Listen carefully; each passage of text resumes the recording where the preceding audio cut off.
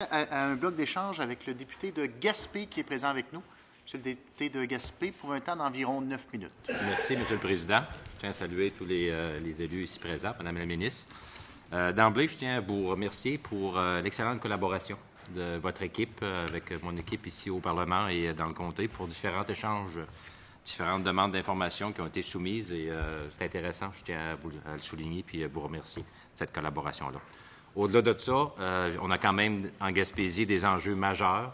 Deux dossiers que j'aimerais soumettre à votre attention aujourd'hui. On pourrait en parler davantage de dossiers, mais le temps étant limité, on va se limiter à deux dossiers.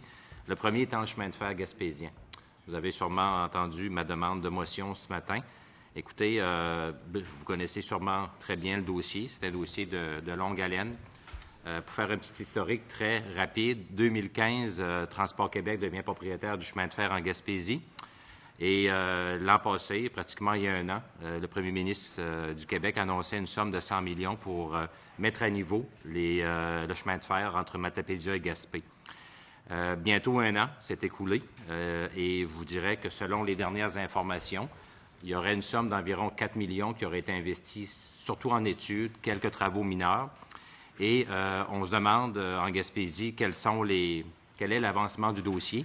Et c'est inquiétant de voir qu'après un an d'une annonce par le premier ministre, seulement 4 millions de travaux ont été réalisés. Puis les élus et les intervenants économiques souhaiteraient avoir un échéancier précis décrivant la nature des travaux et les lieux qui vont être réparés pour pouvoir répondre aux besoins des industriels. On sait qu'il y a Simon Méganier, CLM Wind Power, entre autres de Gaspé, qui attendent ce service-là. Donc, c'est ma première question. Ma deuxième, je vais y aller d'emblée vu que le temps est limité. Ma seconde question touche la route 132 du côté de la Haute-Gaspésie, dans le secteur de Saint-Anne-des-Monts. En décembre 2016 et janvier 2017, il y a eu 100 km de route 132 qui a été fermée suite à une tempête des fortes marées. Il y a eu 3 ruptures de la route 132 dans le secteur entre Sainte-Madeleine et la municipalité de la localité de Tourelle. La route a été fermée pendant 3 jours, privant les usagers de la seule route qui dessert ce secteur-là. Ça a été une expérience difficile pour les gens du secteur. Les gens ont resté craintifs et des réparations temporaires ont été effectuées aux 3 points de rupture. La question qu'on se pose, c'est est-ce qu'il y a un plan pour sécuriser à moyen et long terme la route 132 dans le secteur de la Haute-Gaspésie? C'est la seule route, je le redis, qui dessert le secteur de la Haute-Gaspésie. Donc, c'est une route qui est extrêmement importante et j'aimerais savoir s'il y a un plan, s'il y a des actions pour sécuriser à moyen et long terme cette route nationale-là. Merci. Merci, Monsieur le député. Madame la ministre. Merci beaucoup, Monsieur le Président. D'abord, d'entrée de jeu, je tiens moi aussi à féliciter le député de Gaspé pour sa collaboration dans le dossier du transport aérien régional. Je sais que c'est un dossier qu'il a à cœur personnellement, qu'il connaît bien, qu'il maîtrise assez bien. Dès que je suis arrivée en poste, rapidement, il m'a posé quelques questions en chambre à l'Assemblée nationale, mais il est allé plus loin. Il m'a demandé de le rencontrer personnellement, rencontre qui a eu lieu. Donc, je trouve qu'il a bien travaillé, bien défendu le dossier qui touche évidemment beaucoup aussi la Gaspésie, comme bien des régions au Québec. Alors, je tiens à vous remercier là-dessus. Concernant le chemin de fer, ça ne fait pas partie de mes dossiers en tant que ministre délégué au transport.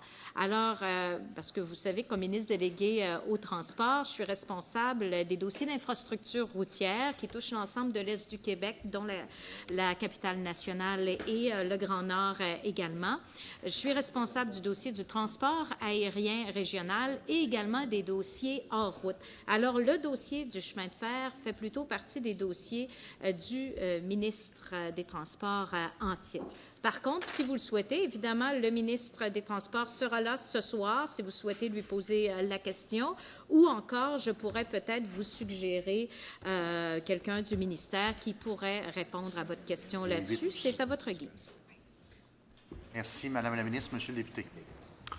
C'est ça, ma second volet de la question, peut-être aborder pour le temps qui nous reste, la problématique de la route 132 dans la Haute-Gaspésie, qui a été fermée sur une centaine de kilomètres il y a un peu plus d'un an.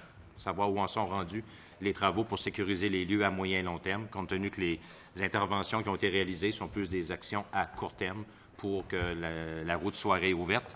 mais les gens sont inquiets de savoir est-ce qu'il va y avoir des travaux plus, je dirais, plus d'envergure pour s'assurer que la situation ne se reproduise plus. Madame la ministre. Monsieur le Président, le ministère, effectivement, travaille à limiter la vulnérabilité du réseau routier face aux impacts des changements climatiques. Donc, on pense aux tempêtes, aux événements météorologiques extrêmes, des phénomènes qui s'accentuent davantage, comme l'érosion, les inondations. Chaque année, il y a plusieurs interventions qui sont réalisées pour assurer la sécurité des usagers et pérenniser aussi nos infrastructures. Donc, il y a des travaux qui consistent majoritairement à construire ou à réparer des structures de protection, qu'on pense à des murs, de l'enrochement aussi, le long du réseau routier côtier. Il y a de nouveaux moyens d'adaptation aussi qui s'intègrent mieux au milieu, qui sont maintenant proposés aux sites propices à ces solutions innovatrices.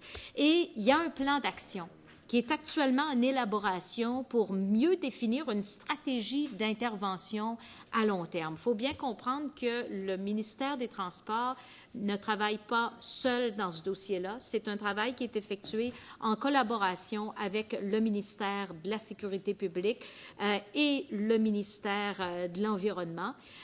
Donc, si vous souhaitez avoir plus d'informations à ce sujet, je pourrais également là, vous référer à quelqu'un du ministère là, qui pourrait vous donner davantage d'informations là-dessus.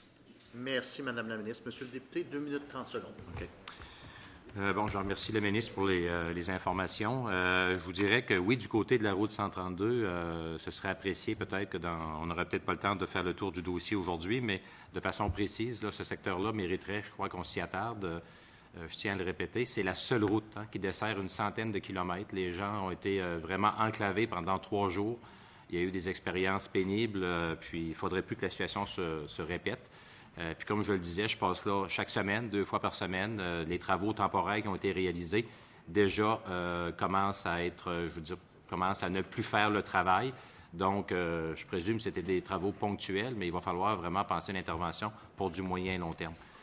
C'est un milieu qui est escarpé, c'est complexe, il y a des études qui ont été commandées, mais je pense qu'il va falloir passer de l'étape des études à des travaux précis assez rapidement parce que les changements climatiques font en sorte que c'est un secteur qui est très vulnérable. Et il y a une dizaine de municipalités donc, qui sont visées par ce tronçon de route-là. C'est vraiment une priorité, puis j'aimerais que la ministre là, puisse peut-être s'enquérir d'informations précises sur qu'est-ce qu'on peut s'attendre comme intervention de la part du ministère. Et je serai disponible pour une rencontre pour échanger soit avec vos fonctionnaires ou avec des gens de votre cabinet, mais je transmets ici les inquiétudes des gens de la Haute-Gaspésie. Pour ce qui est du chemin de fer, j'adresserai mes demandes au ministre Fortin. D'ailleurs, j'ai une rencontre de prévue prochainement. On m'avait dit que ça pouvait être traité ici aujourd'hui lors des travaux au crédit. C'est pour ça que je voulais adresser, mais il n'y a pas de problème. Je vais les adresser directement au ministre Fortin puis au ministre régional. Merci. Merci beaucoup, Monsieur le député. Alors, je voulais un mot pour la fin, Madame la ministre. Il vous reste 30 secondes. Oui. Alors, ce soir, le ministre en titre des Transports sera ici au crédit si vous souhaitez lui poser la question concernant le chemin de fer. Concernant le dossier de la 132, c'est clair que nous sommes sensibles aux préoccupations des citoyens et parce que la sécurité est primordiale. Là-dessus, on ne lésine pas. C'est très clair. Donc, c'est pour ça qu'il y a un plan d'action aussi qui est en élaboration parce qu'on veut vraiment définir une stratégie d'intervention à long terme. On travaille aussi avec les directions territoriales. Alors, je sais qu'ils sont bien au fait là, des enjeux. Et je vous invite, n'hésitez pas à prendre contact effectivement avec mon cabinet pour qu'on puisse organiser une rencontre pour vous donner toute l'information là, pour mieux informer encore vos citoyens. Ça va me faire plaisir. On est très ouverts. Merci beaucoup, Mme